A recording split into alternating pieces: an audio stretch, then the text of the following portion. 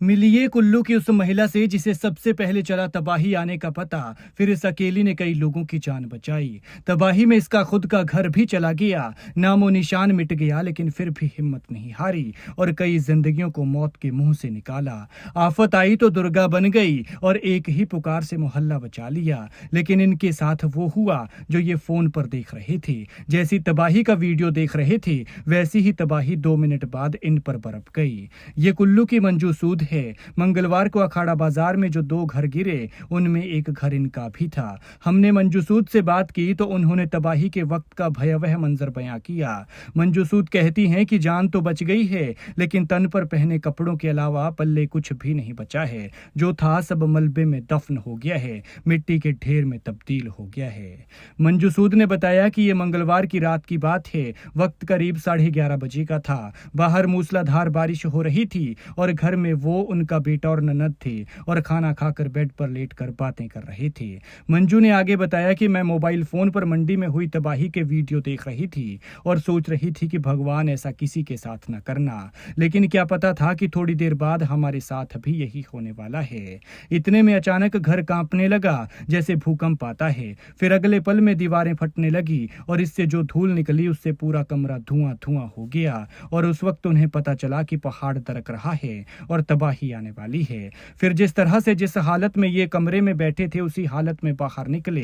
बेटा कहने लगा मम्मा मेरा मोबाइल है, तो माँ ने कहा बेटा मोबाइल छोड़ जान बचाकर भाग। इसके बाद मंजू देवी और उनके बेटे ने शोर मचाया और आसपास के घरों के लोगों को फटाफट बाहर निकाला। इस दौरान ख्याल आया कि पड़ोस में सीता देवी नाम की एक महिला अकेली रहती हैं। ऐसे में उन्होंने चीख चीख कर सीता देवी को आवाज लगाई और बाहर निकलने के लिए कहा। और जैसे ही ये सब घर से बाहर निकले तो पहाड़ी से हुए भूस्खलन में घर पूरी तरह से दब गए। वो तो निकल गए, लेकिन पड़ोस के एक घर में 2 लोग दब गए, जिनमें एक कुल्लू का एनडीआरएफ का जवान था और दूसरा कश्मीरी युवक।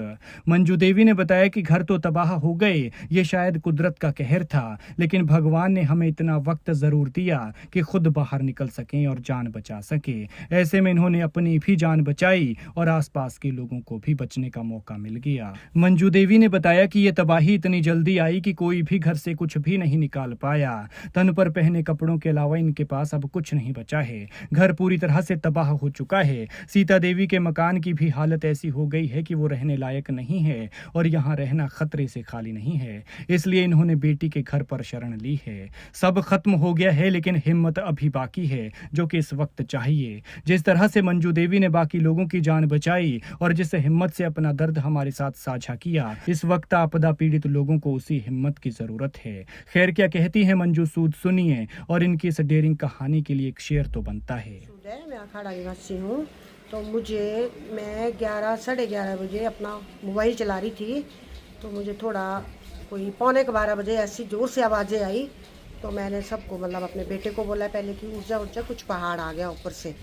तो मेरा बेटा बोलता मम्मा मोबाइल है मेरे पास। मैंने कहा छोड़ इस टाइम मोबाइल को, और मैंने सब रोड़ा डाला, अपने किराएदारों को भी बाहर निकाला और साथ में एक सीता रहती है मेरे, उसको भी मैंने बोला कि बाहर आ जाओ, निकल जाओ।